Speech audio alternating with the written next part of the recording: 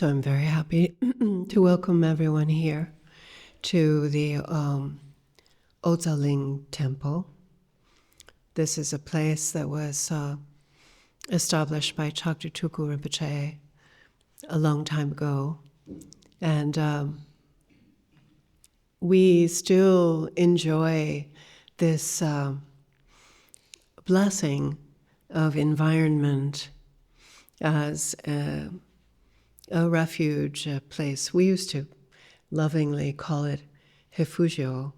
It was so sweet for us to think of it as our little spot to find safety and well-being. But as it turns out, it is even more greatly a spot to find safety and well-being than we could have even imagined. But it's not only the environment, it's the whole world. This is a little kind of soft spot in the opportunity of understanding perfection, because that's what the Buddhas, the Bodhisattvas, and the great masters bring to us, is a reminder that it's all far more perfect than we might realize.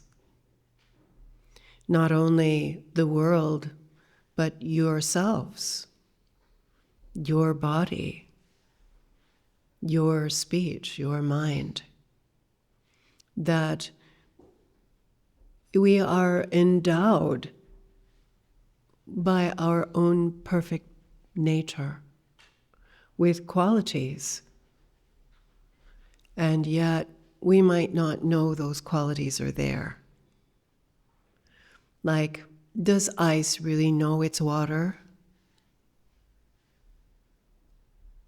And in the same way, the great masters that all of us here benefit from so immediately, the great masters tell us all the time that there is a perfection. You know, that's sort of a nice idea. We like those ideas. But perfection is beyond ideas. Ideas themselves are not exactly perfect. They more or less come and go. Our emotions, our expectations, our hopes and fears, they do just sort of come and go. They're cyclical at best. They might return, or they just morph into something different. Every other day, we have something to deal with. And so we're sort of preoccupied and distracted and unaware of the water that is currently functioning and believed to be solid and cold and brittle, certainly hard to deal with. But by nature, water isn't solid. It isn't hard. It isn't brittle. It isn't even remotely close to how we experience it in its frozen state. Frozen by hope and fear. Frozen by expectation and disappointment. Frozen by the poisons of the mind, ignorance, attachment, aversion, pride, and jealousy. Oh my goodness. We have such an icy novella of life. And even though, in general, our frozen state isn't enough to truly complain about, it's so much worse for the frozen state of the animals. So much worse for the frozen state of the ghosts and demons. It's even not a good story for the gods who are frozen in such a glorious kind of seemingly auspiciously fortunate situation that just abandons them too. This is what the Buddha calls samsara. Samsara is our mind fooling us into hope and fear, gain and loss, praise and criticism, and especially this whole happy, sad thing. Oh my goodness, we've so bought that story.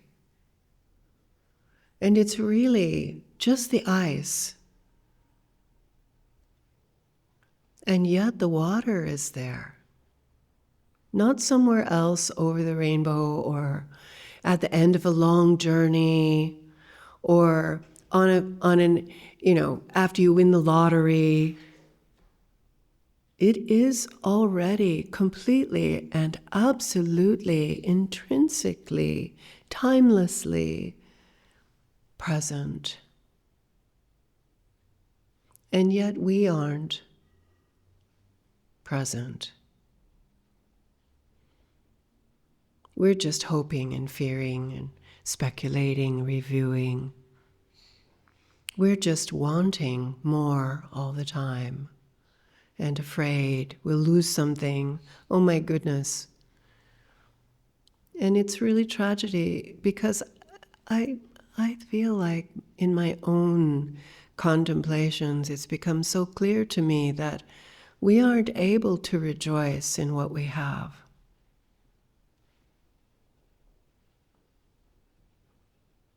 How sad is that? Because the tragedy you'll feel when you lose what you have is equal to the joy you should have had while you lived it. That's how great the loss will feel. And so it doesn't make any sense. We don't enjoy this world well enough. Because it will be a great tragedy when it's lost. And they aren't equal, not because loss is so terrible. Loss is loss. It's what we would expect loss to be. But what's terrible is that we're not enjoying what we have while we have it. And that's not even coming close to understanding that you could be free.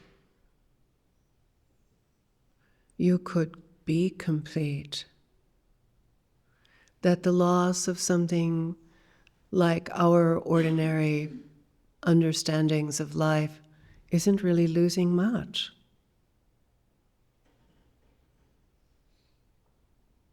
So greater than rejoicing and contentment in everyday life is to realize the world in its perfection. But if you're not going to do that, a lot of people are not going to do that. They're not going to. Look at your own lives. How many years you've been listening to the Dharma teachings? What kind of change have you made, actually, really, truly made in your spiritual path? What are you really doing? And most of it is you're not doing anything. You're just watching the water go by. Sitting by the lake. There's a song somewhere. Not even doing a spiritual path. Maybe you're aspiring, maybe you're longing, maybe you're pretending. But truly engaging the spiritual path to reveal the perfection inherent in the moment, to cut through time and division, to realize non-divided absolute truth. Really? Excuse me? Because that is doable. That's doable. Keeping this impermanent world isn't doable. Enjoying it and being content with it, that's doable because that's all you've got.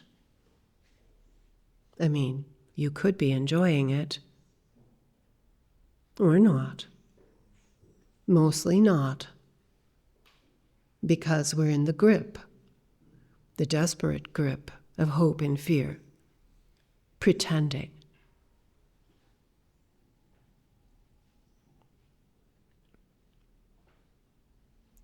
So, the Buddha taught. The Buddha taught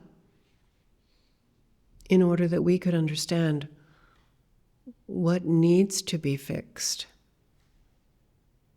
what needs to be understood, and the process of literally attaining the water instead of locked into the ice. And the fact that we don't have long in this human body. This human body is really such I would say, a jewel that you have this human body.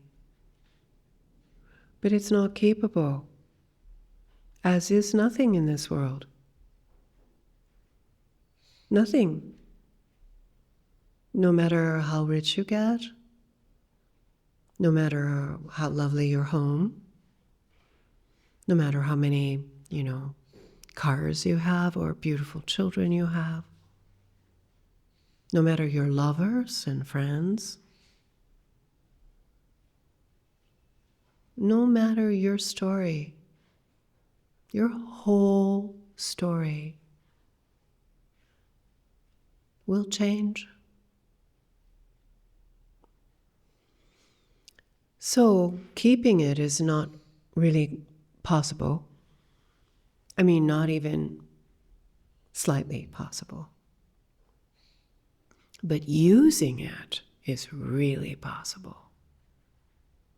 And that's what the Buddhas, the Bodhisattvas and the great masters are saying to us, is that it's useful, kids. You could make a big difference. Not only for yourself, but for those that are connected to you. That's what's possible with a human body and the opportunity to understand the teachings, to have the character to apply yourself to wisdom and merit, means that your human life could be the life you've always longed for. That it's this one. But that's really up to you. And to some degree, I would say it's kind of up to your karma. Because look at what the force of karma fools you into thinking. Fools you to think you need more. Fools you to think you don't have enough. Fools you to think you're a victim. Karma fools you, thinking things are important that are not important. That tragedies and difficulties are overwhelming when really they're just impermanent phenomena. Comes, goes, goes. And yet we're so stuck on it. That's karma. So the spiritual path has to have certain elements. We have to be able to be honest and deal with karma. We have to understand that you are under the influence of your story. But that story is rewritable, editable, adjustable. And finally, karma itself isn't even true. It happens. For sure. Nobody better, act like karma doesn't happen. We need a t-shirt. So you remember. Karma happens. But it also passes. And it's also created every moment. You need to understand karma so that you can understand how to manage and how to utilize this impermanent life to the greatest of your ability, out of your compassion, because this isn't a problem only for you and me. This is a problem for every unenlightened being. And if you have compassion, you don't let the days and the weeks and the months and the years pass by. You utilize them, because you won't get to argue when the day you die arrives. There won't be any arguing. There won't be any postponing. Bribery will not work, although you might consider it. The day that you die, you have to be ready for that. Because if you're not able to accomplish realization in this life, death is your best moment. But think about it. Death is difficult. It's hard, it's frightening. The sand is not holdable. It's falling. So you have to be really more than ready for that moment. So when Chagdud Rinpoche was asked one day, what is the purpose of life? He said, the purpose of life is to prepare to die. Is that what you're doing with your life? You should at least ask good questions of yourself. That much trust you should take in yourself. To ask the hard, good questions and demand answers from yourself. Because this is your only chance in this life. You might think you have other lives, and you will, for sure, but they may not be as good as this one. More than likely, they won't be as good as this one. Again, you shouldn't live regret. So instead, we embrace compassion. That's the way to go through, is compassion. And it's really, almost tactile compassion. It's the feeling of compassion for your children. What will they face? Most of us as parents, we can't really think independently enough about our children. But your children are water that's frozen. What are you giving them? What is your legacy? Are you giving them wisdom to know how to deal with their life? Or you're just giving them stuff, or maybe not giving them anything, you're just giving them trouble. Compassion. Compassion for the ones right nearby you. What will happen with your mom?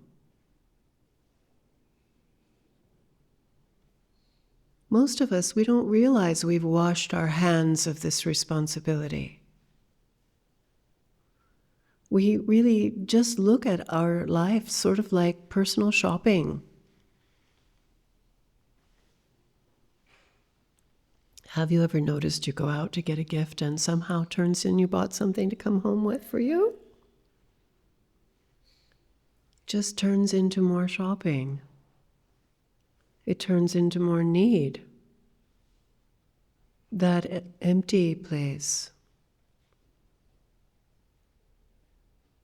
And we forgot. But the Buddhas, the Bodhisattvas, and the great masters, they haven't forgotten us. And they sing this same song again and again and again and again. When will you sing it too?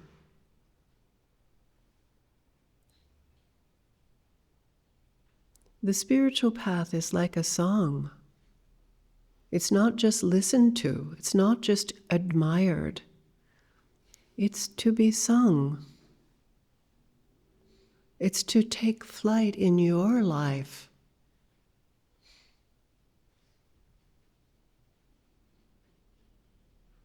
So with compassion, think about this moment being here, this moment of your water inseparable with ice, just out of reach.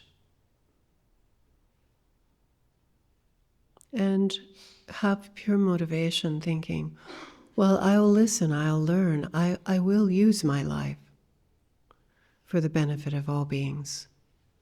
Not just your children, not just your mother, but for all of them.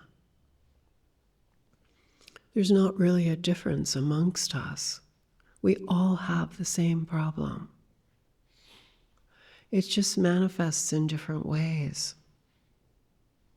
But we all have the same problem. There's a perfection and we don't see it. Like a dreamer caught in a dream, unable to wake up.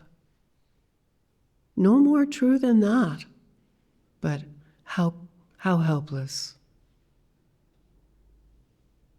So that's the kind of person who comes here and listens to the teachings, is somebody who's saying, I know I set the alarm clock, trying to wake up.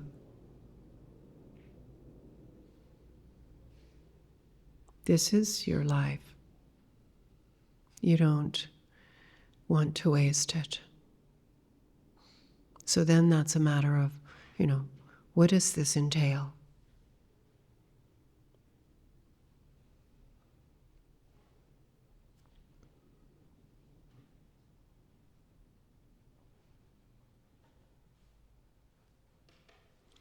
I apologize, I don't speak Portuguese. You shouldn't be fooled by me, though. I do listen quite well in Portuguese, so... Então, agora no final, Lama pediu desculpa por não falar português, mas não se enganem, ela entende muito bem o que a gente fala em português. Ela disse que está muito contente de receber todos aqui no templo Odsal Ling. Esse que foi um lugar, um espaço estabelecido por Chagdud Tulku Rinpoche uns bons anos atrás. E nós ainda apreciamos e desfrutamos das bênçãos desse ambiente, desse lugar estabelecido por ele. Lá no começo... He named this place Odsal Ling because that translates to place of clear light. Ele nomeou o templo de Odsal Ling porque Odsal significa clara luz. E então aqui no templo da clara luz, que antes era chamado também de refúgio, as pessoas simplesmente chamavam de refúgio, que é um nome bastante adorável para se designar esse lugar de segurança e de bem-estar. Era essa a intenção desse lugar. E, na verdade, demonstra uma segurança e um bem-estar maior do que a gente pode imaginar num primeiro momento, porque não se refere somente a esse lugar, não se refere somente ao ambiente, mas no mundo como um todo, a partir de uma nova perspectiva. É esse lugar onde nós podemos começar a entender um pouco melhor sobre a perfeição, porque é a isso que os Budas, os Bodhisattvas e os grandes mestres estão levando a nossa atenção vez após vez, levando a nossa atenção para o fato de que existe uma perfeição maior, digamos assim, do que a gente costumeiramente costuma perceber. E essa perfeição não se refere somente a esse lugar, não se refere somente ao ambiente ou ao nosso mundo, mas se refere também a nós mesmos, ao nosso corpo, à nossa fala, à nossa mente. Essa perfeição que permeia tudo. Nós somos dotados dessa perfeição e dotados de qualidades que advêm da nossa própria natureza perfeita. No entanto, a gente não costuma perceber que essas qualidades estão ali, que nós temos essas qualidades. É como se o gelo não soubesse que é água. Será que o gelo sabe que é água? Essa é mais ou menos a nossa situação aqui. E E desse mesmo modo, então, os grandes mestres de quem nós nos beneficiamos tanto, eles nos dizem, vez após vez, o tempo todo, existe uma perfeição. E quando a gente ouve falar em perfeição, essa é uma ideia que a gente gosta, que nos parece agradável, mas na verdade a perfeição ela está para além das ideias, porque as ideias não são a perfeição, elas não são perfeitas. As ideias elas vêm e vão.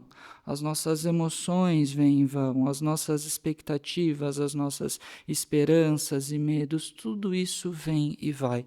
Elas são, no máximo, cíclicas, podem ir e depois de um tempo voltar e etc., ou se transformar em alguma outra coisa, mas elas não são exatamente a perfeição. E ainda assim a gente está o tempo todo preocupado, distraído e não consciente dessa água de perfeição que agora está funcionando num estado sólido, num estado bruto, num estado congelado. Realmente difícil de lidar com essa forma de gelo, que é o que parece que a gente tem agora. Enquanto que a natureza disso, a natureza da nossa experiência, de tudo que nos rodeia, de nós mesmos, a natureza dessa água de perfeição, ela não é sólida, ela não é bruta, ela não é difícil, ela não é nem de perto, nem um pouco, nem um pouco próxima da forma como a gente experiencia agora as coisas, da forma como nós experienciamos essa nossa vida congelada por esperanças e medos, por expectativas, por desapontamentos, por ignorância, por apego, por aversão, por inveja, por orgulho. Nós temos uma novela de gelo imensa da nossa vida, esse imenso castelo de gelo que nós construímos para nós mesmos. E se a gente for parar para pensar nesse nosso estado congelado que a gente tem ao nosso redor o tempo todo, isso nem mesmo é digno de muita reclamação, porque se a gente for olhar por outra perspectiva, essa nossa situação, por mais difícil que seja, ela nem se compara com a dificuldade do estado congelado dos animais, ou dos fantasmas famintos, dos demônios. Até mesmo os deuses, que parecem ter ali uma situação bastante confortável, afortunada e prazerosa, mas toda essa fortuna, prazer e conforto, tudo isso vai abandoná-los um dia também. E o Buda dava a isso o nome de samsara. Samsara é a nossa mente nos enganando o tempo todo em direção a esperanças e medos, a buscar o ganho e evitar a perda, a buscar o elogio e evitar a crítica, a buscar a felicidade.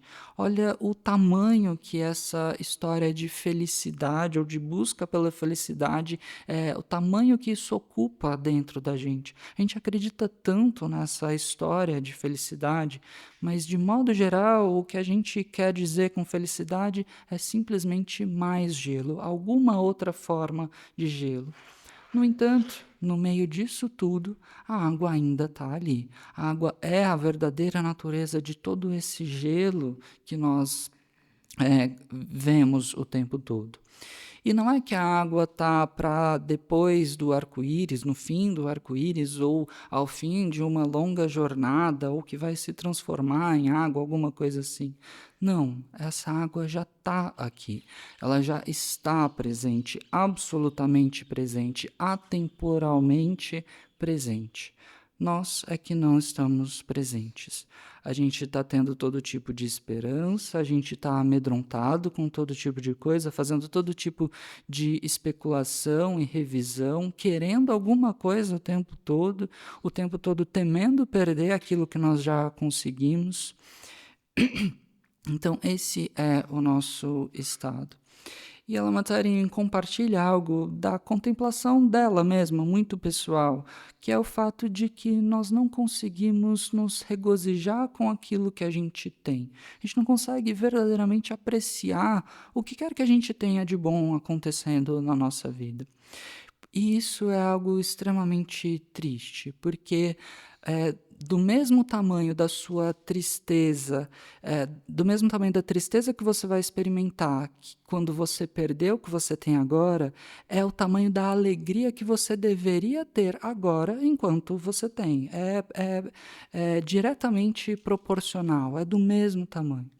E aqui a gente pode ver o quanto que nós não apreciamos suficientemente o nosso mundo e as coisas que nós temos. E do tamanho que deveria ser essa alegria, essa apreciação, é o tamanho do sofrimento quando a tragédia de perder isso acontecer com a gente. E o que é realmente terrível aqui não é a perda, o fato de que nós vamos perder tudo o que nós temos. É principalmente o fato de nós não estarmos apreciando agora enquanto nós temos o que temos. E isso sem falar no fato de que mais do que simplesmente apreciar a nossa atual situação, o que a gente já deveria fazer, mas mais do que isso, o fato de que a gente tem uma possibilidade de estarmos realmente livres e completos, de atingir um bem-estar realmente invulnerável e absoluto. Porque perder as coisas comuns da nossa vida, o nosso entendimento comum, na verdade, não é perder tanta coisa assim, porque tudo isso é impermanente. E mais do que nos regozijar e nos contentarmos com o que nós já temos, é sermos capazes de realizar o mundo na perfeição que é inerente a ele, realizar a perfeição inerente a tudo, ao nosso ambiente, a nós mesmos, ao nosso corpo, fala e mente. E esse é o tipo de coisa que nem todas as pessoas vão fazer. Se regozijar com a própria vida já é algo relativamente raro, e dedicar a sua vida em realizar essa perfeição é algo mais raro ainda. Nem todas as pessoas vão fazer isso. E aqui a Lama Tsering questiona a gente. Muitos de nós aqui estamos ouvindo esses ensinamentos já há um bom tempo. E o que é que a gente fez com isso? Quais mudanças a gente realmente provocou? Será que a gente está simplesmente olhando a água passar pelo rio, simplesmente observando a nossa própria vida se escoar? A Lama Tsering disse que tem alguma canção que fala alguma coisa desse tipo. Será que a gente está sendo esse tipo de pessoa que nem mesmo está se engajando de fato no caminho espiritual? Será que a gente está aqui ouvindo, apreciando e somente aspirando um dia realmente praticar, ansiando ou fingindo praticar? Será que a gente está realmente se engajando no caminho de realizar a perfeição inerente a tudo e a nós mesmos? Será que a gente está realmente se engajando no processo de realizar uma verdade absoluta, não dividida? Porque isso é algo que pode ser feito. Essa é uma possibilidade que está aberta para nós, que está diante de nós, que pode ser realmente realizado. Manter as coisas do nosso mundo, as coisas impermanentes do nosso mundo, isso é algo que não pode ser feito. Apreciar o que quer que esteja acontecendo na nossa vida, entender que não é tão ruim assim, isso é algo que pode ser feito. Na verdade, talvez isso é tudo que a gente tem agora. Mas mais do que isso, nós podemos realizar essa perfeição inerente a tudo. E o fato é que a gente pode estar apreciando a nossa vida ou não. Essa é, de certo modo, uma escolha que a gente faz. Mas, de modo geral, a gente acaba pendendo para essa tendência desesperada de esperanças e medos, tentando obter mais e tentando evitar perdas. E é considerando tudo isso, considerando essa nossa situação de agora, que o Buda ensinou, para que a gente pudesse entender o que é que precisa ser consertado aqui, o que é que precisa ser compreendido, para que a gente possa, então, obter o resultado desse processo de atingir a água, de atingir a nossa verdadeira natureza, em vez de continuarmos presos, cativos em meio a um mundo de gelo. E o fato é que, diante desse processo, diante desse concerto que precisa ser realizado, a gente tem um tempo limitado para isso. A gente não tem todo o tempo do mundo na nossa vida humana, no nosso corpo humano. Esse corpo humano é algo como uma joia, algo extremamente precioso que nós temos agora, mas ele não pode ser mantido. Como nada nesse nosso mundo pode ser mantido exatamente como é. Nada, absolutamente nada vai permanecer exatamente o mesmo. Então, não importa o quão rico você seja, ou o carro extremamente bonito que você tem, ou as suas crianças adoráveis, ou os seus parceiros, os seus amigos, não importa qual seja a sua história. Tudo nessa história vai mudar, nada pode ser mantido. Então, nem mesmo parte dessa história pode ser mantida, nenhuma partezinha, por menor que seja. Mas usar essa vida para a realização de algo maior, para a realização da nossa verdadeira natureza, isso sim é possível. E é exatamente isso que os Budas, os Bodhisattvas e os grandes mestres estão apontando para nós. Essa vida ela é impermanente, ela tem um termo final, mas ela é útil, ela pode ser muito bem utilizada. E você pode, através desse corpo humano que você tem agora, fazer a diferença não só para você mesmo, mas para todos conectados a você. Essa é uma das possibilidades que o nosso corpo humano nos dá e que a gente passa a compreender melhor através dos ensinamentos. Através desse corpo humano, nós podemos ouvir, contemplar e realizar os ensinamentos. Nós podemos, se tivermos o caráter necessário para isso, nos aplicar nesses métodos de acúmulo de mérito e sabedoria e atingir, então, a realização. E essa é a vida para a gente fazer isso. Essa é a melhor vida que nós temos para fazer isso. E se nós vamos ou não fazer, depende de nós. É uma escolha que precisa ser feita aqui. Na verdade, de certo modo, é algo que depende de nós, mas que também depende do nosso karma. Porque, olha, tudo que o nosso karma nos engana a pensar, todos os equívocos aos quais o nosso karma nos direciona. O equívoco de pensar que você precisa de mais, ou o equívoco de pensar que você é uma vítima, ou de pensar que as coisas que não têm importância, de pensar que os fenômenos impermanentes vão ser mantidos, que eles não vêm e vão o tempo todo. Porque o fato é que tudo nesse nosso mundo e na nossa vida está mudando o tempo todo, é impermanente, não pode ser mantido. Mas olha o quanto a gente se agarra a isso, tentando manter as coisas. Olha o quanto a gente fica emperrado tentando manter as coisas como estão. Isso é também o karma. É o karma também que nos leva a pensar dessa forma. Então, o caminho espiritual ele precisa ter alguns elementos presentes. O primeiro deles é entender a importância ou a força desse karma. Entender que nós estamos sob a influência de uma certa história agora, mas essa história não é completamente determinante na nossa vida. Essa história pode ser ajustada, essa história ela é editável, digamos assim. Você é coautor em certo nível dessa história. E mais do que isso, o karma, ou essa nossa história kármica, nem é realmente verdadeiro. Ele não é verdadeiro, mas acontece. O karma acontece. É assim que é essa a natureza do karma. Ele não é completamente verdadeiro, mas ele acontece. Nós experimentamos ele. Karma acontece. Talvez essa seja uma boa frase para uma camiseta ou algo assim. o karma acontece e ele se exaure, ele passa mais cedo ou mais tarde. Então nós precisamos, em primeiro lugar, entender o karma, entender a influência do karma na nossa vida, para que a gente possa manejar um pouco melhor o que esse karma faz com a gente, o que esse karma apresenta para a gente. E mais do que isso, então, utilizar a nossa vida no melhor da nossa habilidade para realizar aquilo que está além do karma. E perceber que esse é um problema que se aplica não só a nós, não só a mim e a vocês, mas para todos os seres sem qualquer tipo de exceção. Então, compreendendo isso, compreendendo que esse é um problema universal, se você tiver compaixão, você não vai deixar o tempo passar.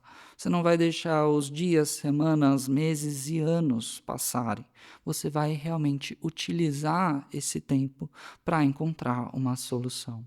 Porque uma vez que o seu tempo nessa vida, nesse corpo humano se acabar, aí não tem mais discussão, não tem mais nenhum argumento, não tem como adiar o momento da sua morte, não tem como fazer nenhum tipo de barganha diante da morte, por mais que a gente goste de pensar nessa possibilidade, não tem. E no dia, então, que você morrer, você precisa estar preparado. Porque se você não realizar a verdadeira natureza do seu ser nessa vida, a morte é o melhor momento para isso ser realizado. Mas a morte não é um momento fácil, a gente precisa estar preparado. A morte, ela é difícil, ela é assustadora. É um momento em que o chão sob os nossos pés está caindo. E a gente precisa, então, estar mais do que preparados. Algumas vezes perguntaram para o Chagdud Tulku Rinpoche, Rinpoche, qual é o propósito da vida? E o Rinpoche sempre respondia, o propósito desta vida é nos prepararmos para a morte. E será que é isso que a gente está fazendo com a nossa vida? Será que nós estamos dia após dia nos preparando para a morte? Essa deve ser uma das perguntas que a gente deve fazer para nós mesmos. Fazer para nós mesmos essas perguntas boas e difíceis e demandar de nós mesmos uma resposta sincera e honesta. Porque essa é a vida para a gente realizar isso.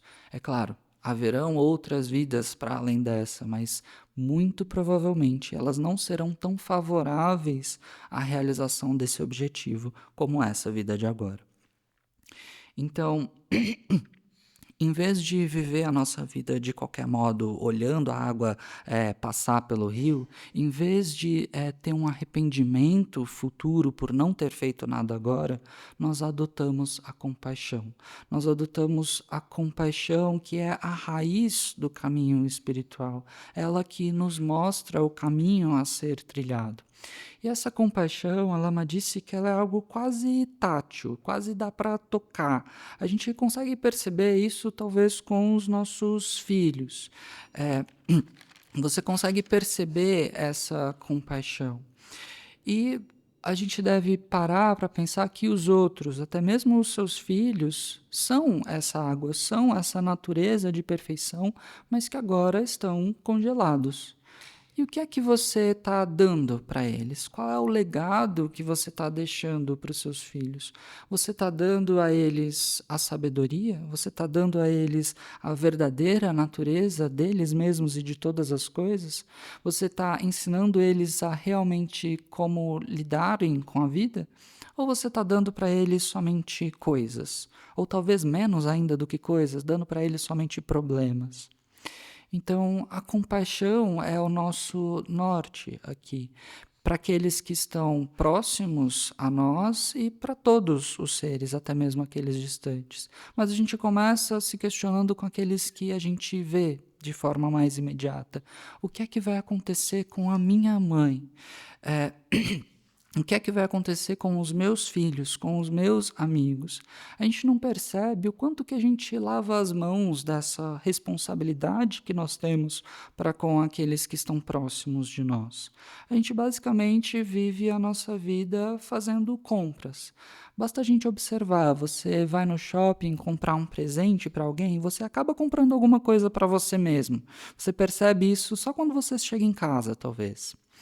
Então, tudo volta, vez após vez, na nossa experiência, para as nossas próprias necessidades, para os nossos próprios desejos, para esse lugar vazio que a gente está tentando preencher com alguma coisa, de alguma forma, o tempo todo. E a gente se esquece dessa natureza de perfeição que permeia a nós e a todos os seres.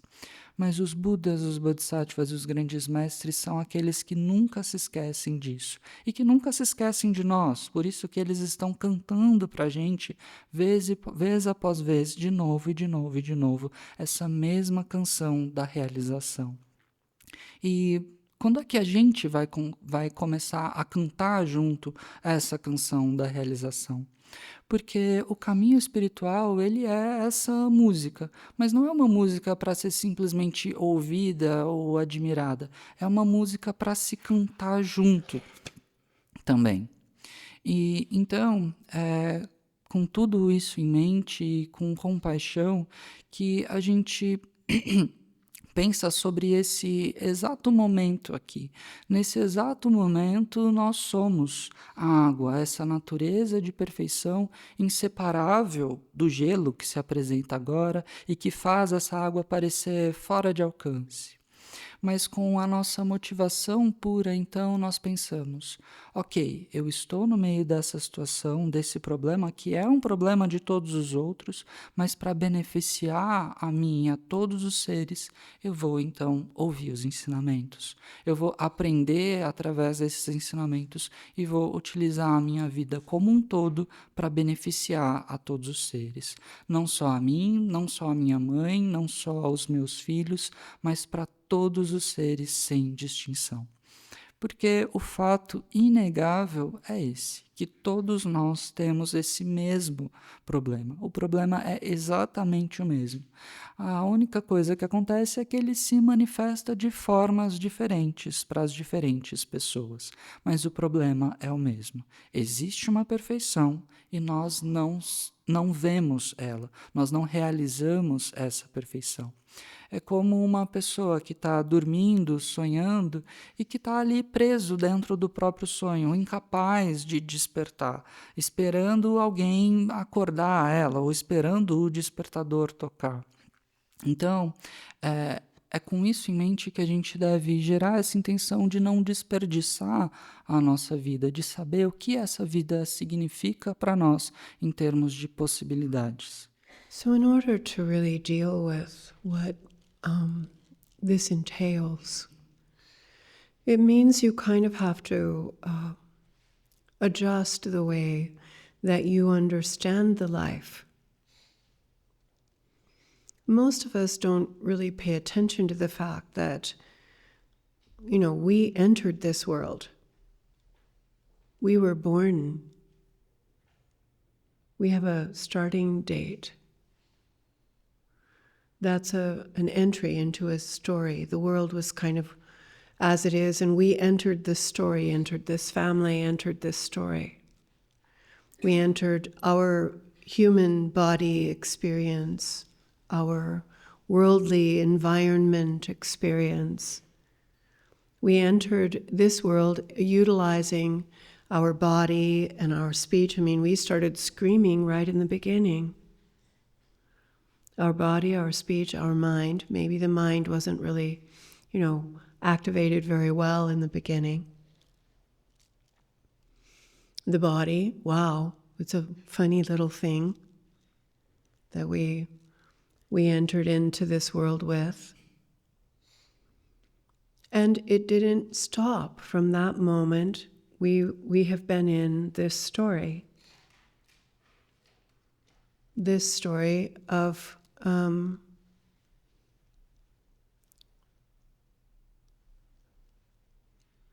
becoming.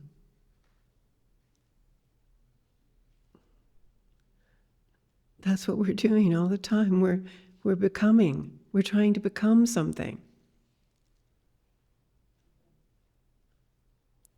And it's not new. I mean, we don't know that. Our little bodies and our little screaming moments, we don't really know that. This isn't new. This is something we've been doing lifetime upon lifetime upon lifetime of trying to become something, become, as if we weren't, and so we had to become. And so in this life, we don't even ask, we just try to become. Everything, everything. And when this life is over, nothing here will be keepable. Nothing here will be remembered. Nothing here will make any difference. You won't take a red penny with you. Your name will be forgotten. Your family's names will be forgotten. There's nothing that's going to carry on after you. And we enter into another phase of becoming. And becoming, and becoming, and becoming, and becoming, and becoming. Lifetime after lifetime after lifetime, becoming, trying to become. The endless cycles of becoming, never arriving. Just trying to become something. We don't even know what it is. We have an intuition there's something. Something we're supposed to do, something we're supposed to be, something. I mean, there must be something. And this is the distinction between an ordinary human being and an extraordinary human being. An extraordinary human being will look back at what they're doing. Becoming what? Again?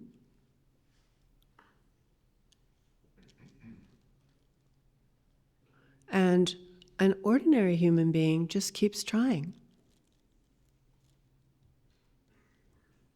And then they die. Birth, sickness, aging, death. That's the track. And as ordinary people, we sort of try to ignore the track. We don't really, we're sort of enjoying, I think of it like a train on a track. We're sort of enjoying the ride, looking out the window, reading a book, maybe we go to the dining car. Or we're having an argument with our husband or our wife, or we're flirting with someone across the aisle, or we're endlessly on our phone. But the train never arrives. It hits a wall.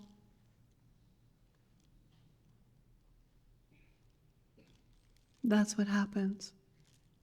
It hits a wall. Doesn't get there. It's a ride, that's for sure. But it doesn't get there. And so our life, and if you think about it honestly, if you're one of these people who will look back and question, you look at your life and you see, oh my goodness, how much of my life is already gone? How many things I thought I was going to get? How many places I went and got home and now it's just a memory. There's no thing there. Even if you have some souvenir, it's just junk now. You move it into a closet or you ditch it altogether. It's nothing. It's just a movement of no movement. And so the Buddhas and the Bodhisattvas and the great masters, they talk about this. And they talk about it in sort of brutal fashion, like, everything is impermanent. Sort of straight, just no frills. Everything is impermanent. Your body, your world, your friends, your lovers, your family, nothing is keepable here. And yet, we're all into the keeping of it, and we're all into the doing of it, and we're all into the having of it, and we're actually into the losing of it dramatically.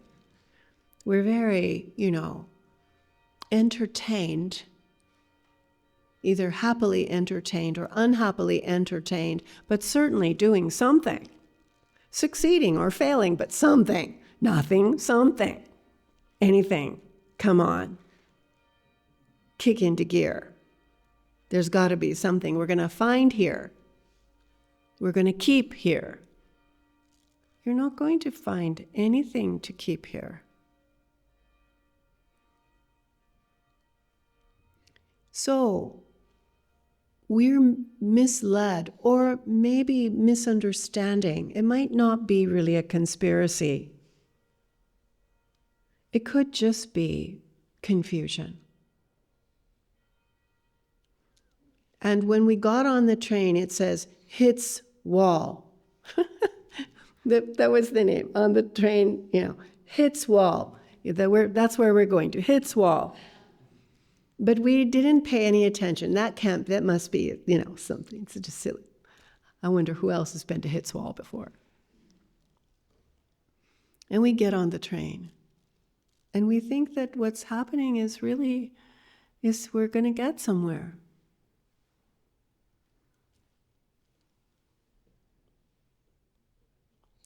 So then there's the person who looks at the thing and gets pushed on the train.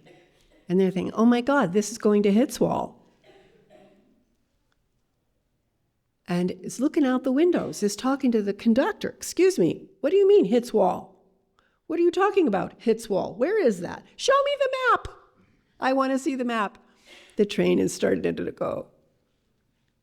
Some of us are here kicking and screaming. We know this train is not going to work. We knew it young. We might forget if we see a pretty girl or a pretty boy. We might forget that we know this is a train we should not be on. Sometimes all it is just an interesting book, a magazine cover, and we're lost. We're lost into the ride. So Rinpoche, he said, the purpose of life is to prepare to die. Hits wall. But if you're not going to do that, at least enjoy the ride. This is a lovely train. You are in a good seat. There is a cute boy or girl there. It is an interesting magazine.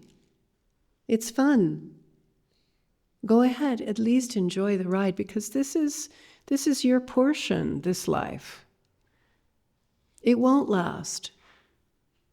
It's not going to get you anywhere.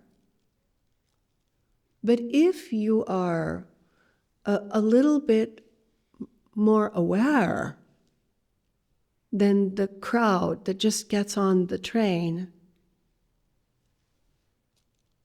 then at least those moments before it hits wall gives you a chance to wake up.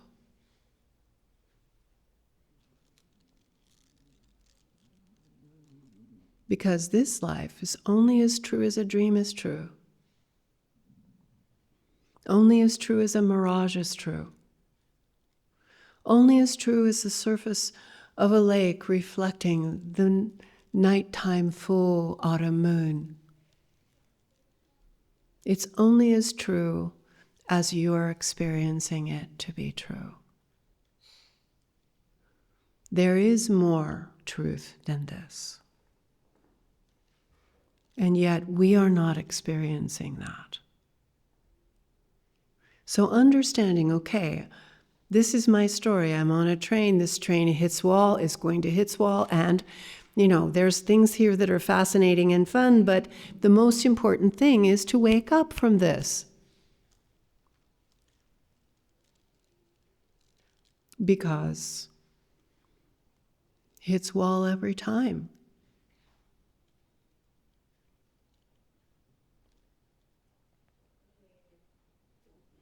And that is the compassion of the Buddha. Wake up, baby.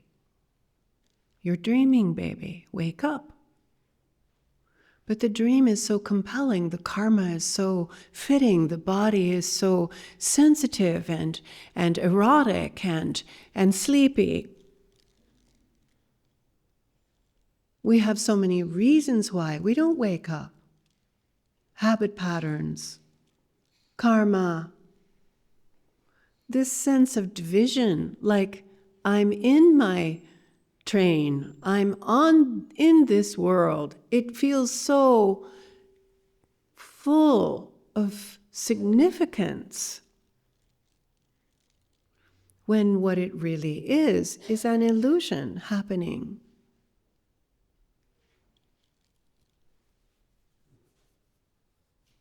And it's compelling, this illusion. Wow. We feel so good about it. We feel so bad about it. We feel so much. We think feeling is true. We're so happy about it. We're so unhappy about it. Look how much you complain. Just yesterday, think about it. Just yesterday, how many complaints in one day? How many disappointments in one day? How many anxieties in one day? How many disturbances, how many hopes and fears in one day? You probably can't even count them.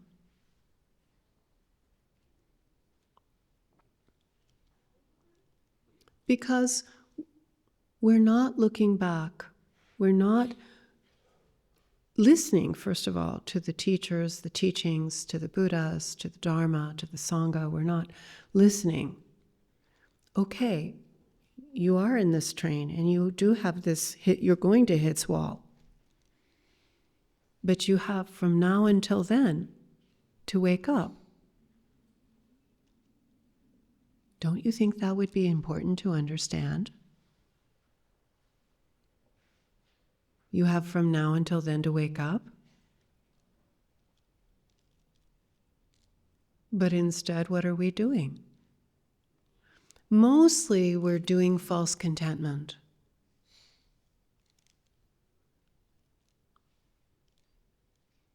And need. And disappointment. We're always a little bit disgruntled, if not outright angry, that we can't have what we want. Not that we want to wake up. We want the pretty boy or the pretty girl. We want the magazine somebody else is reading. So when we face, like aware, we face, all right, I have a problem. I have a problem. Birth, sickness, aging, and death. I have a problem. It's not that it's me alone, of course. This is the problem everybody has, but they're not dealing with it. But I have this problem. I need to deal with this. What am I going to do? Well, you need to learn what to do. You need to understand how the train works. You need to understand how the dreaming works. If you're going to wake up, you have to understand how it works. And then you have to take the responsibility of changing your own mind, because your mind is making this dream. Nobody else's mind is making your dream. There's no big creator out there making your dream. You don't get to pass off the responsibility for exactly where you are, and what you do belongs to you and will be your endless becoming, positive, negative, or neutral. Exactly how you are is what you become. And it's amazing, but nobody really tells us that. I mean, I don't remember being told that as a kid. Awful teenager, could have used a little bit of some wisdom input. Not that I would have listened. I would have found another way to argue with that. But the idea that it doesn't have to be this way, but it will be this way. Lacking awareness, lacking attention, lacking compassion to understand, okay, I've got to wake up. This is not going anywhere good.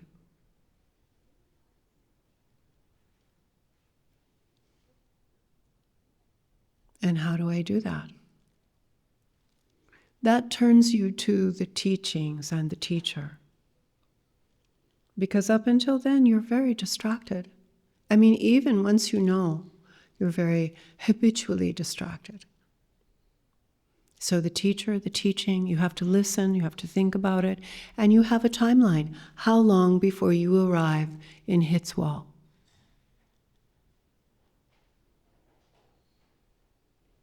That's your timeline. And you don't know how long that is.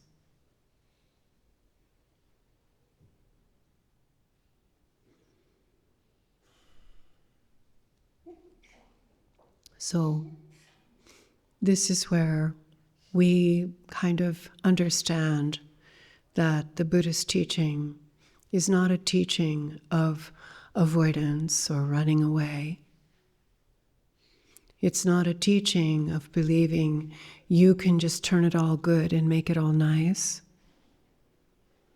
It's a teaching of waking up.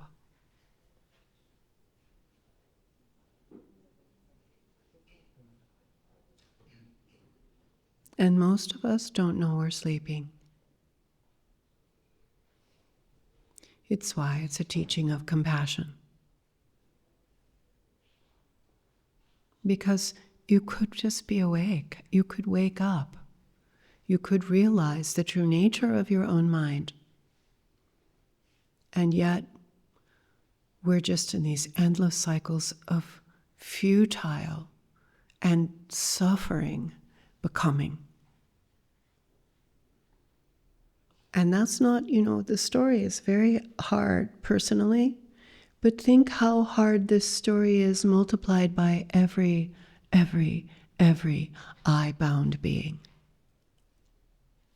Every one of them arrives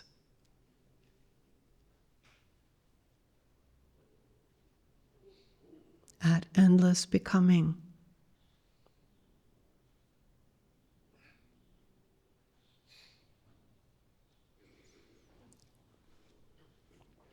I think myself, up until that moment where you realize that this isn't about you, really, it never works.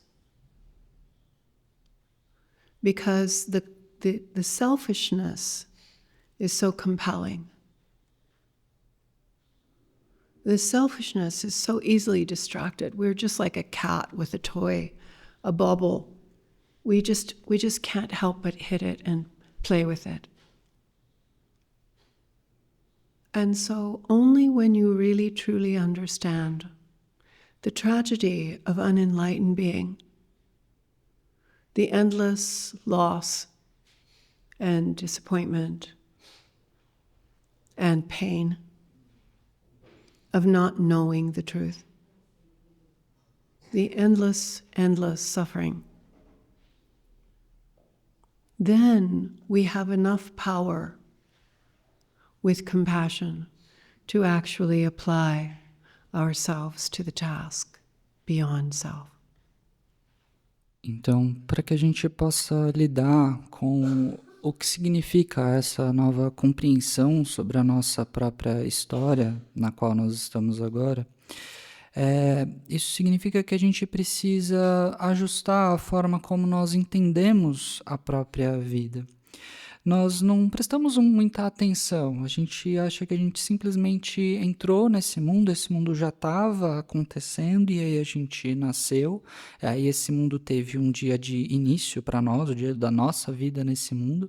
O mundo já estava ali e a gente simplesmente entrou nessa história, um novo personagem, digamos assim. E aí dentro disso a gente tem os nossos pais, a nossa família e etc. A gente entrou nesse mundo usando o nosso corpo, a nossa fala, a nossa mente, desde o primeiro momento já gritando, já em desespero. A nossa mente ali, enquanto bebês, talvez não estivesse muito bem formada ou ativa ainda. E o nosso corpo, essa coisinha pequenininha ali, meio esquisita e desengonçada, estava ali. É assim que a gente acha que a gente entrou nesse mundo.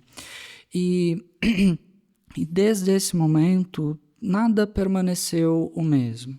Nada nessa história permaneceu como era antes. O tempo todo, tudo mudou a partir desse dia. Isso é o que a gente consegue facilmente observar. Nós estamos numa história do vir a ser. A gente está o tempo todo tentando nos transformar em algo, tentando nos tornar algo. Isso não é algo novo para nós. Vida após vida após vida, a gente está o tempo todo nos tornando algo diferente, tentando ser alguém, tentando nos tornar algo como se a gente não fosse coisa alguma. O tempo todo a gente tenta se tornar algo diferente. E o fato é que quando essa vida acaba, nada disso que a gente se tornou ou deixou de se tornar, nada disso é mantido, nada disso é sequer lembrado, nada disso, de todas essas coisas que você se esforçou tanto para se tornar ou para obter, nada disso faz muita diferença, porque a gente não consegue levar nenhum centavo com a gente depois da nossa morte. Até mesmo o nosso nome, depois de alguns anos, vai ser esquecido. Até mesmo o seu sobrenome, o legado da sua família como um todo. Nem mesmo isso vai restar. Até mesmo isso vai ser esquecido. Não tem nada que permaneça aqui para depois de você como um legado ou qualquer coisa assim. Nem mesmo isso existe. E o que acontece é simplesmente uma nova fase de se tornar algo mais uma vez. Se tornar algo e depois se tornar algo e depois se tornar algo. Vida após vida, tentando ser alguma coisa, tentando se tornar alguma coisa. E é isso que a gente chama de infindável ciclo do vir a ser. A gente está tentando vir a ser, a gente está tentando se tornar alguma coisa o tempo todo, infindavelmente, sem nunca chegar, de fato, a lugar algum. A gente está simplesmente tentando se tornar. A gente nem mesmo sabe o que é que a gente quer de fato se tornar. A gente nem mesmo sabe exatamente aonde é que a gente está querendo chegar. Mas a gente intui que tem alguma coisa lá na frente que a gente precisa se tornar, o que a gente precisa obter. E essa é a diferença entre um ser humano comum e um ser humano extraordinário. O ser humano extraordinário, ele vai parar um pouco e pensar, peraí, o que é que eu estou fazendo? Eu estou tentando me tornar o quê? Eu estou tentando me tornar o quê de novo? Por que eu estou fazendo isso mais uma vez, infindavelmente tentando me tornar algo? Enquanto que o ser humano comum ou ordinário vai simplesmente continuar tentando até ele morrer. E depois da morte, uma nova história continua e ele continua tentando mais uma vez. É preso nessa armadilha, então, de nascimento, envelhecimento, doença e morte. E como pessoas comuns, pessoas ordinárias que não param e se perguntam o que é que está acontecendo nessa história toda, a gente tenta ignorar essas armadilhas do nascimento, envelhecimento, doença e morte, porque elas estão meio que mostrando para a gente qual é a realidade da nossa história. É como alguém que está num trem. está ali tentando apreciar a viagem, talvez olhando a paisagem pela janela, ou lendo um livro, ou pensando em qual lanche que você vai escolher dos serviços do trem, ou talvez esteja numa discussão com seu esposo ou esposa, ou flertando com a pessoa que está na poltrona à frente de você, ou simplesmente passando o tempo todo no telefone. Mas esse trem, ele nunca chega a lugar algum. Esse trem vai se chocar contra uma parede. É essa a direção desse trem. Esse trem certamente é uma viagem, mas ele não chega a lugar algum. Ele vai se chocar contra uma parede. E então, na nossa vida, se nós pararmos realmente para pensar honestamente, poucas pessoas fazem esse tipo de pergunta. Se você for uma delas, você vai estar se perguntando, então, quanto tempo dessa minha viagem nesse trem que vai se chocar contra uma parede, quanto tempo já se passou? Quantas coisas que eram completamente cruciais e importantes no passado, agora são simplesmente uma memória. E as coisas que parecem ser importantes agora, no futuro, vão ser somente uma memória. Quantas coisas que eram preciosas para mim, ou talvez um souvenir de algo muito legal, agora é simplesmente tralha, simplesmente lixo. Agora já não tem importância mais alguma. É simplesmente um movimento do não movimento, porque nunca chega a lugar algum. E os Budas, os Bodhisattvas e os grandes mestres, eles falam exatamente sobre isso. E eles são meio brutais, eles falam de forma muito direta e sem qualquer tipo de firula. Tudo é impermanente. O seu corpo é impermanente, o seu mundo é impermanente, os seus amores, os seus amigos, nada disso pode ser mantido. Mas olha o quanto a gente está engajado e colocando energia nessa atividade de tentar manter, ou nessa atividade de tentar ter as coisas. E até mesmo no perder das coisas a gente está muito engajado. Olha o tanto de drama que a gente cria em cima das coisas que a gente perde. A gente gosta mesmo é do drama, não importa se a gente está ganhando ou perdendo. O que importa é que a gente esteja bem entretido. O que importa é que o drama seja bom, digamos assim, seja interessante.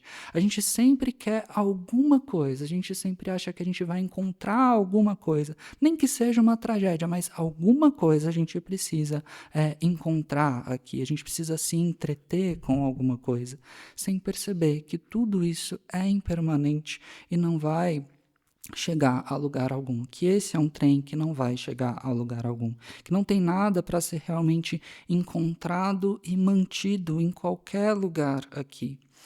E é desse modo, então, que nós estamos profundamente equivocados, com um entendimento distorcido.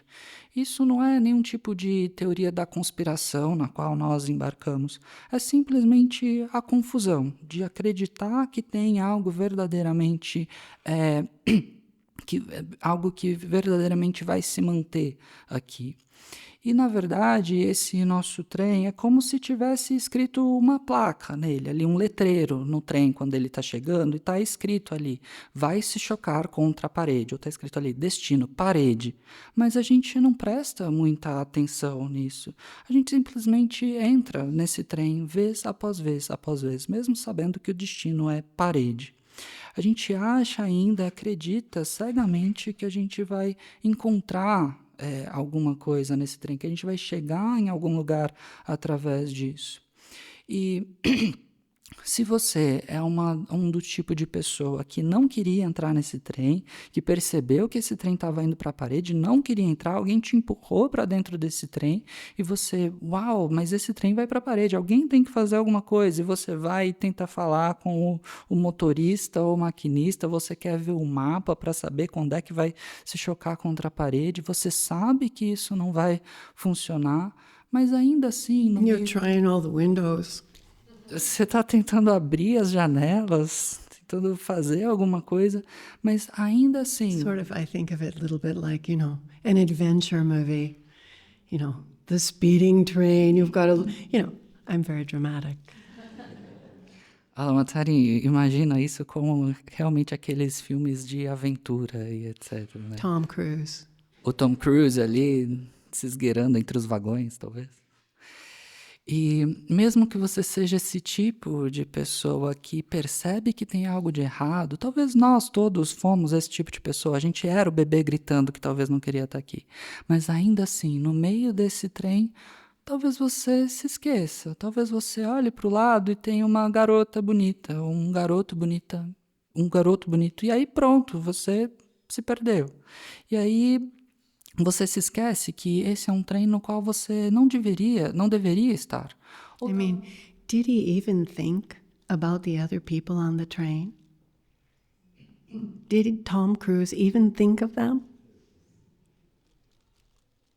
Lama Tsering fica se perguntando, será que ele pensava sobre as outras pessoas no trem? Será que o Tom Cruise estava preocupado com todo o restante das pessoas que estavam nesse trem? E então, é por isso, considerando essa nossa história do trem no qual nós embarcamos sem saber e nos distraímos ao longo disso, é por isso que o Rinpoche dizia que o propósito dessa vida é nos prepararmos para a morte, porque o destino desse trem é a parede. Essa é a nossa destinação final nesse trem. E, é claro, no meio desse trem, a nossa história não é tão ruim assim. Você pode ter uma vida adorável, você tem um bom assento, poderia ser uma situação muito pior, tem um garoto bonito logo ali na frente, ou uma garota interessante, tá, é divertido. Então, se você não vai fazer nada a respeito do fato de que esse trem está indo para uma parede, pelo menos aprecie o tempo que você tem nesse trem, porque é sim um trem adorável, por mais que o destino seja not trágico. exactly, completely a free ride. Okay? On that train, whatever you do, positive, negative, or neutral, produces the next train. So if you're being a real mala sem alça on that train, the next train is much worse. If you're sweet, kind, loving, helpful, supportive, tender, serving, you're loving, the next train could be better even than this one. All trains go to hits wall. But the ride can be different depending on how you manage to act on the train. And then there is waking up. E não é que a gente tenha um passe livre para agir de qualquer modo nesse trem, não é exatamente assim. Porque tudo que a gente faz, seja positivo, negativo ou neutro, vai produzir a nossa experiência do próximo trem, quando esse se chocar contra uma parede.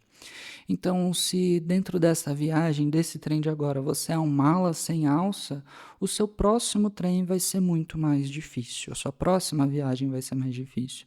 Enquanto que se você é uma pessoa adorável, que tenta ajudar os outros, dar suporte para os outros, fazer atos de serviço para os outros, ser gentil, o seu próximo trem pode ser ainda melhor do que esse. Todos os trens vão se chocar contra a parede, esse é o destino de todos eles. Mas cada viagem pode ser diferente dependendo de como você age agora. E é claro, para além de tudo isso, existe a possibilidade de simplesmente despertar desse trem ilusório. E então essa viagem desse trem não vai durar, não vai chegar a lugar algum, mas se você for o tipo de pessoa que está um pouco mais consciente do que todo o restante da multidão dentro desse trem, então pelo menos nesses momentos que você tem de agora até o trem se chocar contra a parede, você tem uma chance de despertar, você tem uma chance de pôr um fim nessa história terrível. Porque essa nossa vida de agora, ela é somente tão verdadeira quanto um sonho, ou tão verdadeira quanto uma miragem, tão verdadeira quanto o reflexo da lua na superfície de um lago. A lua não está dentro de um lago. É tão verdadeiro quanto nós experienciamos isso ser verdadeiro. E existe uma verdade maior do que isso, e é isso que nós não compreendemos, é essa natureza de perfeição que nós não compreendemos. Então, se você for o tipo de pessoa que percebe que tem algo de errado com essa história de estar em um trem que vai em direção à parede, você deve pensar algo do tipo: ok, eu estou num trem que vai contra a parede, ok, a situação poderia ser pior, aqui dentro do trem é relativamente agradável, mas o mais importante é o despertar dessa situação. Porque o trem ele vai contra a parede vez após vez. Depois desse trem tem outro trem e depois outro trem sem nunca chegar a lugar algum. E é aqui que mora a compaixão dos Budas, essa intenção de nos ajudar a despertar, a dizer para nós: vocês precisam despertar. No entanto, agora a gente está muito engajado com as atividades dentro desse trem. O nosso corpo ele é meio que sensível demais, ele tem sono demais, ou é erótico demais. A gente meio que não quer despertar. Ou é muito difícil para nós despertar em meio a tanto karma, a tantos hábitos, a uma sensação tão forte de divisão, uma sensação tão forte de que eu, separado desse trem, estou dentro desse trem que é diferente de mim. Tudo isso parece muito concreto, muito real e muito cheio de significado. E é por isso que a ilusão toda acontece, é por isso que a ilusão é tão dominante sobre nós e é difícil romper o véu dessa ilusão, porque a gente sente muito o tempo todo, e a gente sente que o que a gente sente é verdadeiro, é real, é concreto. E olha o quanto que a gente reclama sobre tudo que acontece na nossa vida. Em um único dia, quantas vezes você se sentiu perturbado? Quantas vezes você reclamou de alguma coisa? Quantas vezes você gerou uma esperança ou um medo sobre qualquer coisa que seja? Em um único dia, provavelmente você viveu isso mais vezes do que você consegue contar.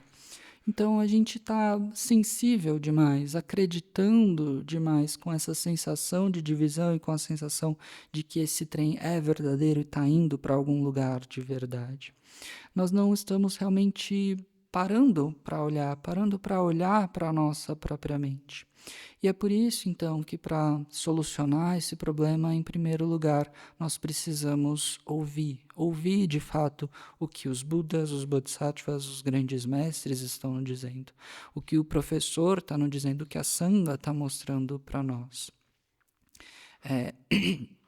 E que o que os Budas nos dizem é: ok, você está dentro de um trem cujo destino é a parede, mas você tem, de agora até o momento em que isso aconteça, até você encontrar a parede, você tem a opção de despertar dessa situação. Em vez disso, o que é que a gente está fazendo? Na maior parte do tempo a gente está ocupado com um falso contentamento, ou ocupado com as nossas próprias necessidades, as nossas próprias desesperanças e desapontamentos, ou a gente está simplesmente arrasado por não conseguir aquilo que a gente quer, ou raivoso por não conseguir aquilo que a gente queria, ou a gente está simplesmente desejando aquele garoto ou garota bonita, ou desejando a revista que a outra pessoa do seu lado está lendo. Então, a gente precisa ser capaz de dar um passo atrás e olhar para o que está realmente acontecendo, perceber, ok, eu tenho esse problema, eu estou no meio desse trem, esse trem de nascimento, envelhecimento, doença e morte, e eu não estou sozinho aqui, é claro. Tem todas essas outras pessoas que estão na mesma situação que eu. Eu tenho esse problema, os outros não estão nem se questionando sobre esse problema, pelo menos têm alguma consciência sobre isso, mas o que é que eu estou fazendo? O que é que eu estou realmente fazendo para encontrar uma solução para isso? Eu preciso aprender, em primeiro lugar, o que fazer. Nós precisamos, primeiro, entender como é que esse trem funciona, como é que esse sonho funciona. E mais do que isso, tomar responsabilidade. Tomar para nós a responsabilidade de mudar a nossa própria mente. Porque é a nossa mente que está criando tudo isso. Não é uma outra pessoa qualquer, não é um grande criador no céu que está criando toda essa nossa história e definindo para onde é que cada trem vai, não é nada disso.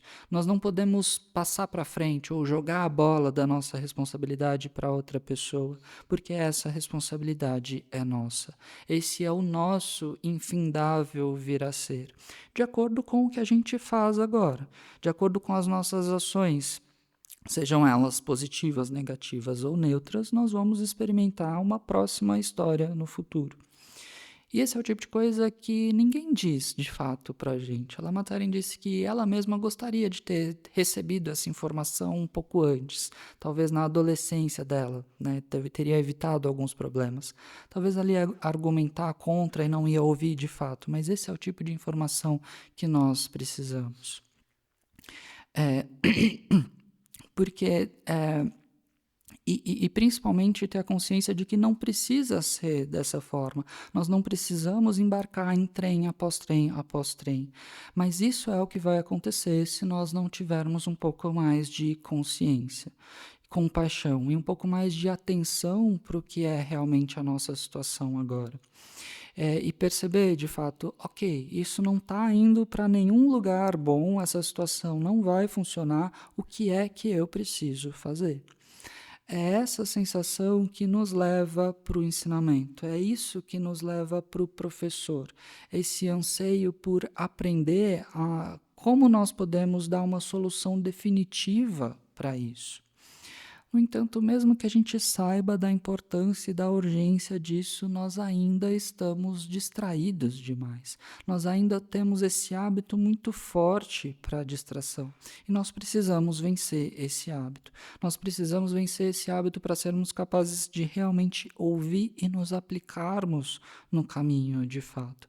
Porque quanto tempo é que a gente realmente tem até esse trem se chocar contra a parede?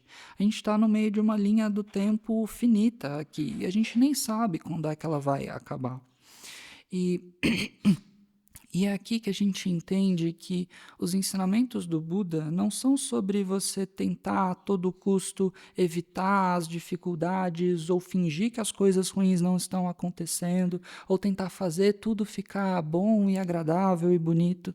Não, os ensinamentos do Buda são sobre despertar, são sobre perceber que as coisas não são tão verdadeiras quanto parecem agora e despertar para a verdade absoluta.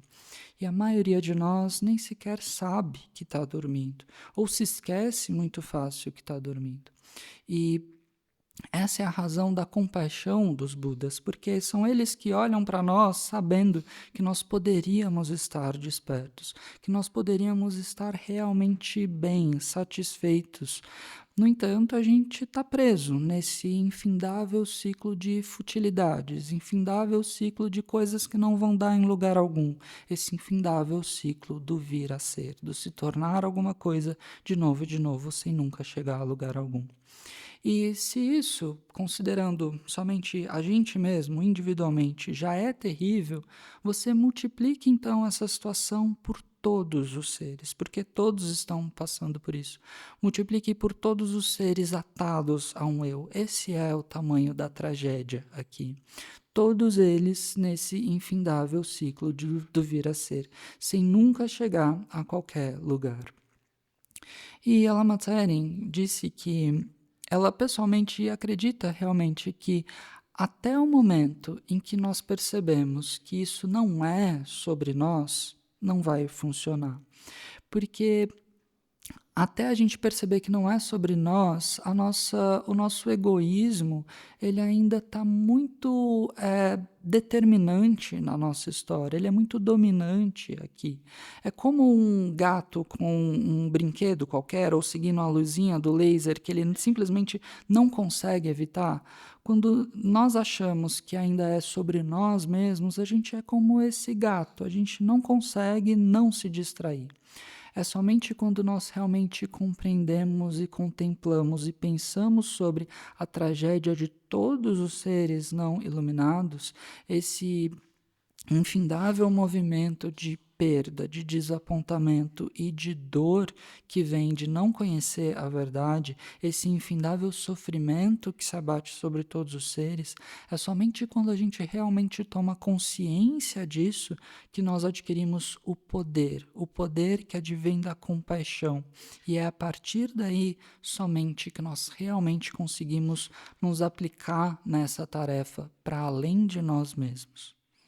So it's very important in the moment to be able to liberate your mind from the content of the dreaming, not playing the game of the dreaming.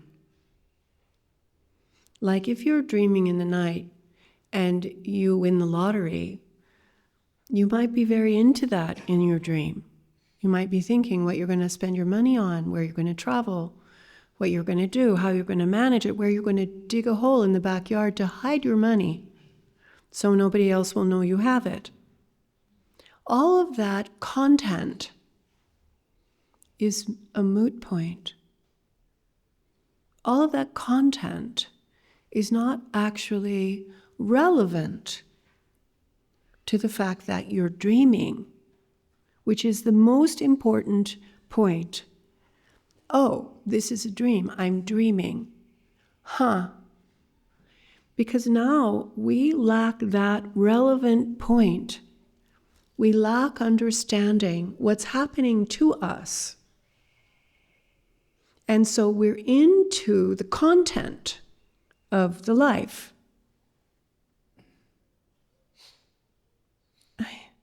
It's sort of delicious and lovely for my life anyway. And it's so compelling to be into the content. But that's going to hit the wall because dreams don't last forever. And they're not even true when you're having them. But if you live the life for the content, then you're swept along.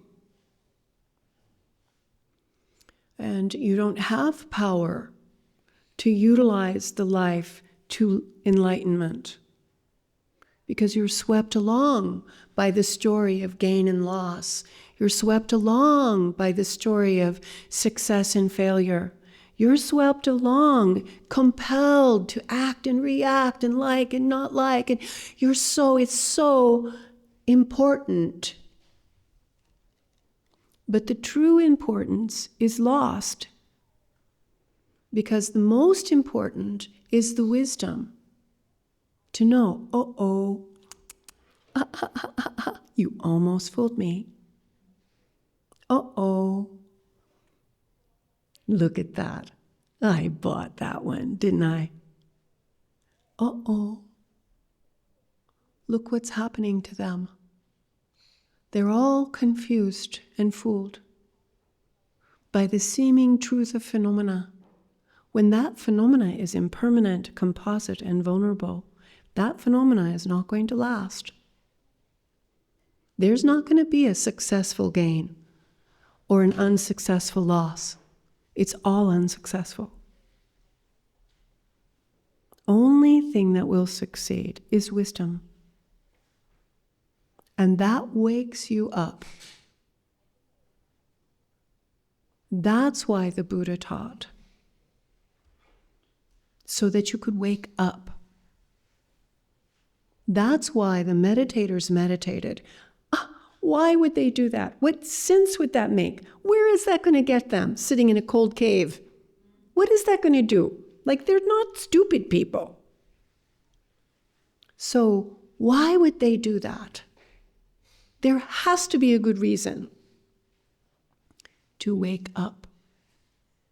To wake up before you die.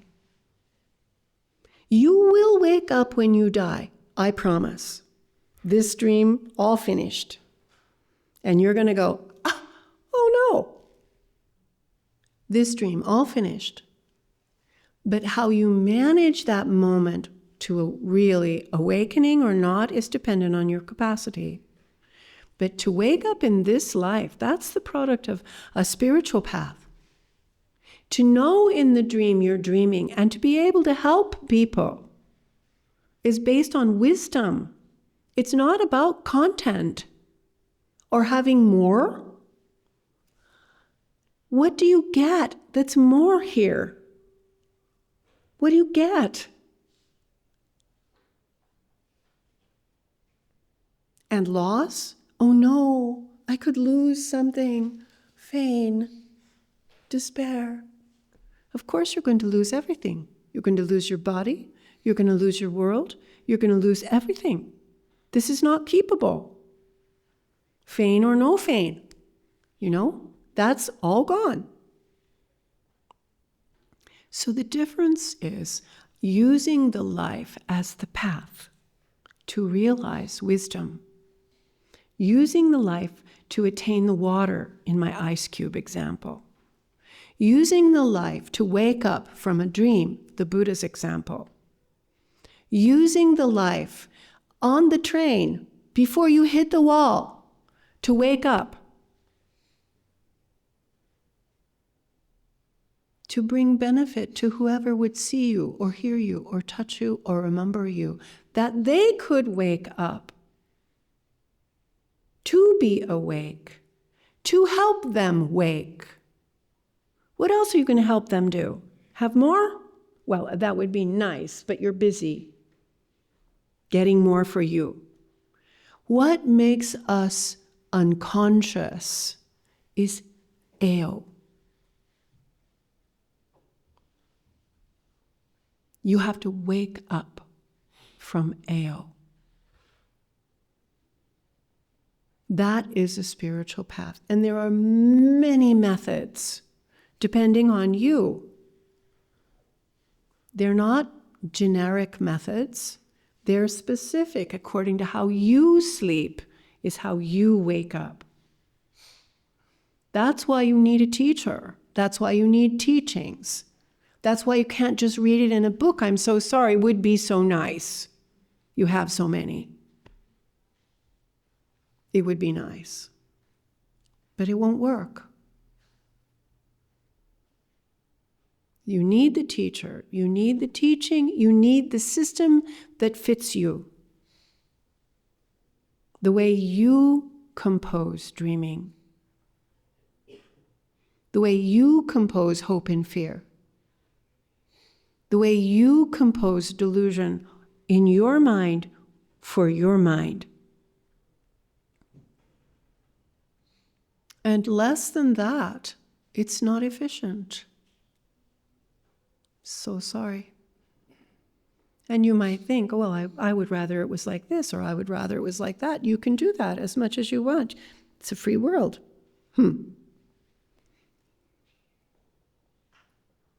But the Buddha, the Bodhisattvas and the great masters have shown us the way to be able to tame our own mind, who's making the dream,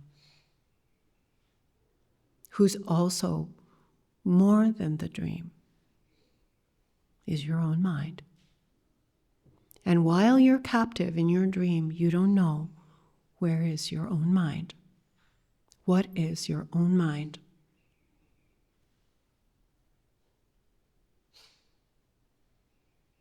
So the spiritual path is such an act of kindness.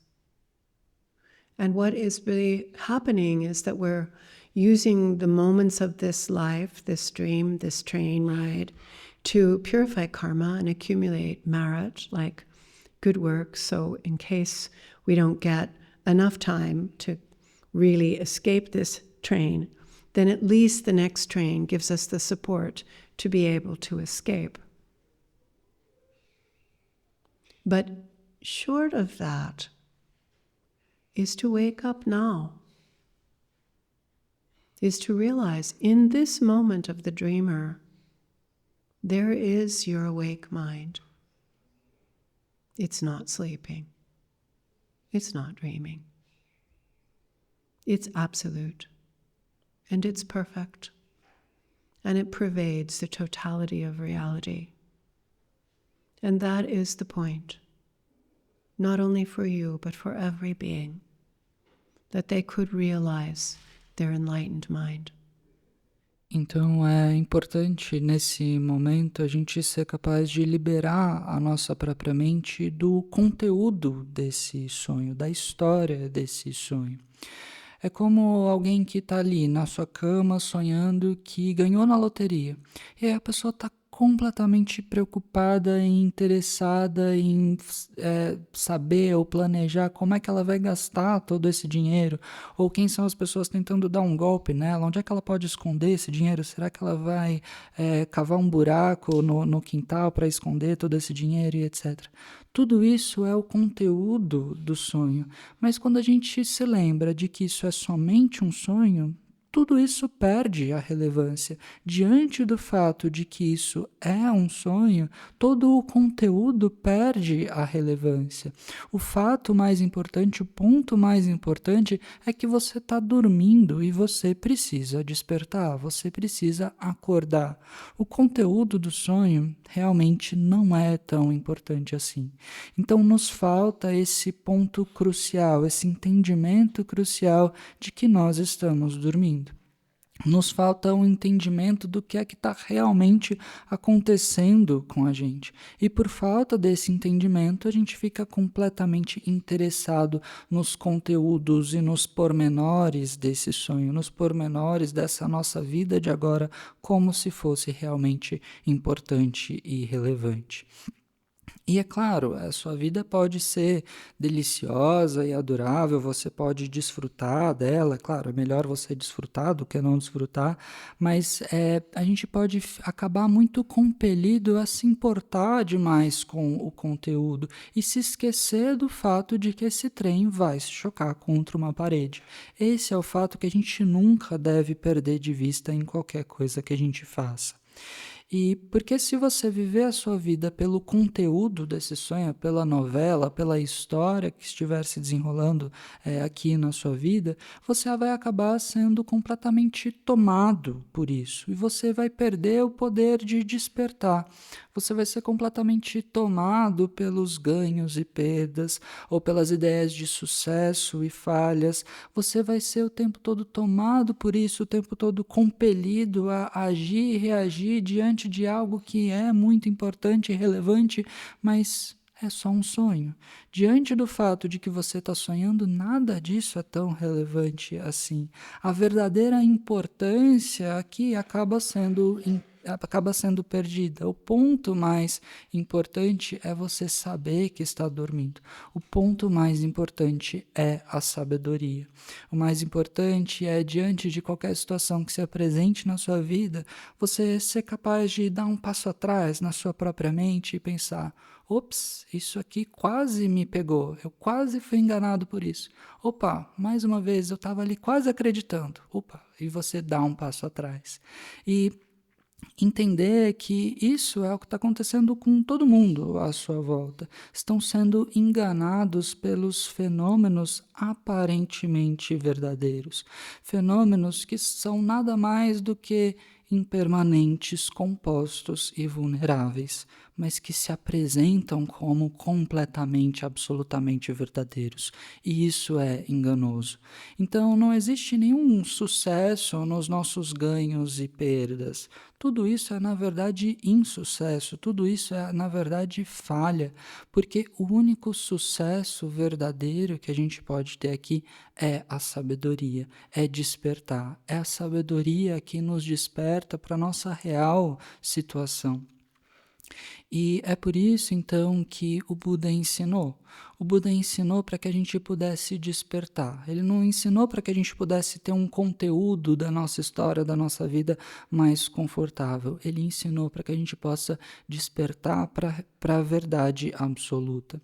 E é por isso que os meditadores meditam. É por isso que eles se colocam em tamanha dificuldade de ficar em cavernas frias, escuras.